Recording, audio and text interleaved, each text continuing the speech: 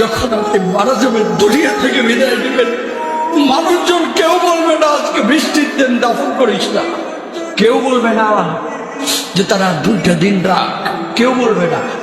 কবরের মধ্যে যখন নিয়ে যাওয়া হবে, আপনার স্ত্রীর কথা মনে পড়বে, আপনার সন্তানের কথা মনে পড়বে, আপনার বাবার কথা মনে পড়বে। সবচাইতে বেশি কষ্ট আপনাকে যে জিনিসটা দেবে, কি নিয়ে কবরে ঢুকলাম, কেন সুদ খাইছিলাম, কেন ঘুষ খাইছিলাম, কেন কবরের জিন্দেগির জন্য প্রিপারেশন দিয়ে নাই। দুনিয়ার জিন্দেগিতে একটা মামলায় ফেসে গেলে সুপ্রিম কোর্টে যাওয়া যায়, উচ্চ আদালতে যাওয়া যায়। আখিরাতের জিন্দেগিতে কোনো মামলায় ফেসে গেলে পালাবার কোনো আর পথ নাই। চলে যেতে হবে।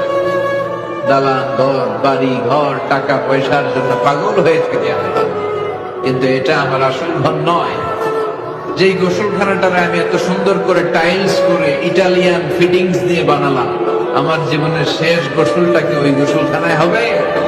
কথা বলে, যেখানে লাশ ধোয় ওইখানে আমার গোসল হবে। এগুলো আমরা ভাবতে চাই না। কবরের জীবনটা আসল জীবন। কবর জগতে কোনো রং নাই, কবর জগতে কোনো স্বাদ নাই, কবর জগতে কিচ্ছু নাই, মাটি আর মাটি। হ্যাঁ, যদি আপনি মালিককে খুশি করে যেতে পারেন, অন্ধকারটাও আলোকিত হয়ে যাবে। আপনার কবরের চিন্তা আপনি করেন, আমার কবরের চিন্তা আমি করব। আপনি আমাকে বেশি থেকে বেশি উৎসাহ দিতে পারবেন। ভাইয়া, কবরটা সাজাইলা, সারা জীবন শান্তিতে থাকতে পারবেন। এটা হচ্ছে মুসলমানের নিয়ম। বলেন, কবর প্রতিদিন ডাক দিয়ে বলে, আনা বাইতুদ দুধ। প্রত্যেকের কবর প্রত্যেককে ডেকে বলে, ও আল্লাহর বান্দা, জানো আমি পোকামাকড়ের ঘর। পোকামাকড়ের ঘর, তুমি তো সেই বান্দা যে একটা মশা কানের পাশ দিয়ে উড়ে গেলে তোমার ঘুম বন্ধ হয়ে যায়, চোখ মিলে যায়। একটা মশার গুনগুন আওয়াজ সহ্য করতে পারো না।